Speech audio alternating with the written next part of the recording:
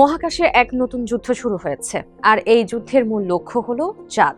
2030 সালের মধ্যে চাঁদে মানুষ পাঠানোর চূড়ান্ত প্রস্তুতি নিচ্ছে চীন, আর সেই লক্ষ্য পূরণেই এবার তারা ইতিহাস গড়তে যাচ্ছে। 24 মে উত্তর পশ্চিম চীনের জিউকুয়ান স্যাটেলাইট লঞ্চ সেন্টার থেকে 3 নভোচারীকে নিয়ে মহাকাশে ডানা মেলেছে শেনঝু 23 মহাকাশযান। চীনের এই মিশন ব্যতিক্রম, কারণ এবারই প্রথম এই 3 নভোচারীর মধ্যে একজন মহাকাশ স্টেশনে টানা 1 বছর কাটাবেন, যা চীনের মহাকাশ গবেষণার ইতিহাসে দীর্ঘতম সময়। শুধু তাই নয়, এই মিশনে আছেন লি জিয়াইং নামের এক নারী পেলোড বিশেষজ্ঞ, যিনি হংকং পুলিশের সাবেক পরিদর্শক। হংকংয়ের নাগরিক হিসেবে তিনি প্রথম চীনের কোনো মহাকাশ অভিযানে অংশ নিয়ে ইতিহাস গড়লেন। বাকি 2 ক্রু সদস্য হলেন কমান্ডার ঝু ইয়াংঝু এবং পাইলট ঝাং ইউআনঝি। এখন প্রশ্ন হতে পারে, হুট করে মহাকাশে 1 বছর থাকার এই রেকর্ড গড়ার চেষ্টা কেন? উত্তরটা লুকিয়ে আছে চীনের চন্দ্রাভিযানের পরিকল্পনায়। পৃথিবী থেকে অনেক দূরে মহাকাশের তীব্র বিকিরণ বা রেডিয়েশন, হাড়ের ঘনত্ব কমে যাওয়া এবং তীব্র মানসিক চাপ মানুষের শরীরে কেমন প্রভাব ফেলে তা পরীক্ষা করতেই এই দীর্ঘ মিশন। সহজ কথায়, চাঁদের প্রতিকূল পরিবেশে মানুষ কিভাবে টিকে থাকবে, বেইজিং এখন ল্যাবরেটরিতে তারই মহড়া দিচ্ছে।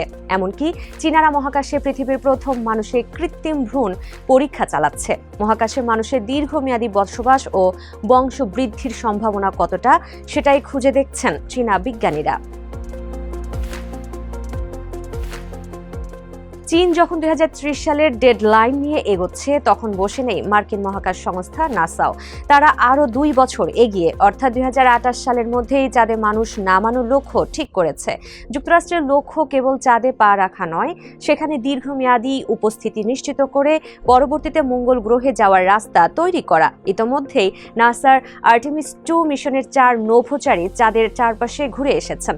অন্যদিকে ইলন মাস্ক স্পেস এক্স ও তাদের বিশালাকার স্টারশিপ রকেটের সফল পরীক্ষা শেষ করেছে, যা নাসার চন্দ্রাভিযানে বড় ভূমিকা রাখবে। তবে চীনের এই মহাকাশ স্টেশন বা তিয়াঙ্গং এর নিরাপদ কক্ষপথে থাকা আর চাঁদের মাটিতে নামা দুটি সম্পূর্ণ ভিন্ন বিষয়। চীনের সামনে এখন সময় মাত্র 4 বছরেরও কম। এর মধ্যেই মধ্য ভারী বহনের উপযোগী লং মার্চ 10 রকেট, মেংঝু মহাকাশযান এবং লানিউ লুনার ল্যান্ডারের মতো জটিল সব হার্ডওয়্যারের নিরাপত্তা নিশ্চিত করতে হবে।